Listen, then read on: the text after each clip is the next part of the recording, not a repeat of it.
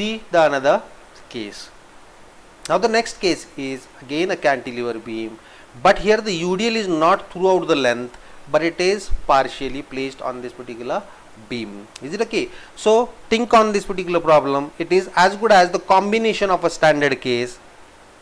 And which standard case it is? It is a case number 2, where there was a cantilever beam subjected to a UDL throughout the span, but here the UDL is not throughout the span, it is simply for the span of distance A.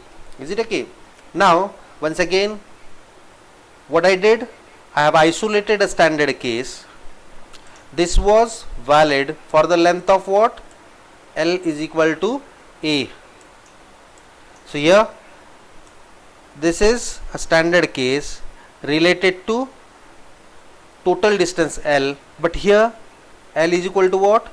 L is equal to A. So accordingly you have to take enough care about this particular substitution of value of the length. Is it okay? So let us move ahead. So these are the values of slope and deflection.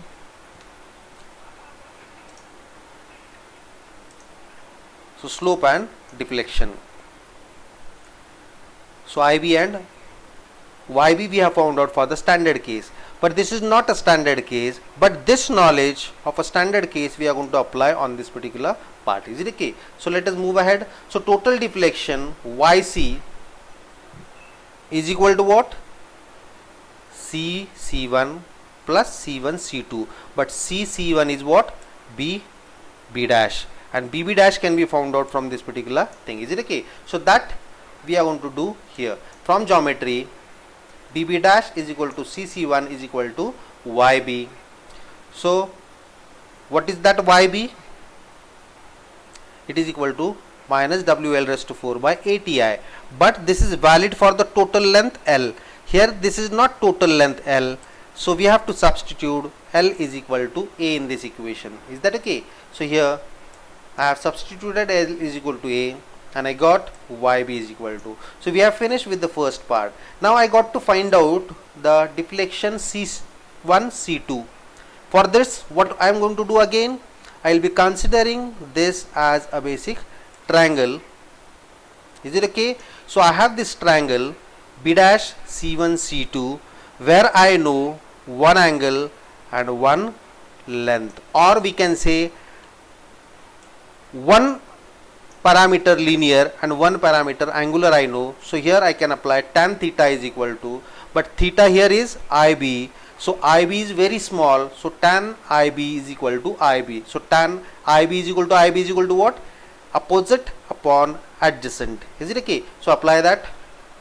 So IB is equal to C1 C2 divided by L minus A. This is L minus A. Is it okay? Therefore C1 C2 will be what? IB into L minus A. As far as this IB is concerned, this can be found out.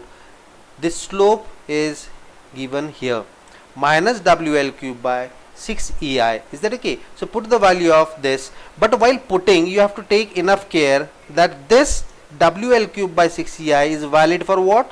When UDL is imposed throughout the length, but here UDL is imposed for the length of L is equal to A. So that care we have to take while having the substitution of this particular value of L is equal to A.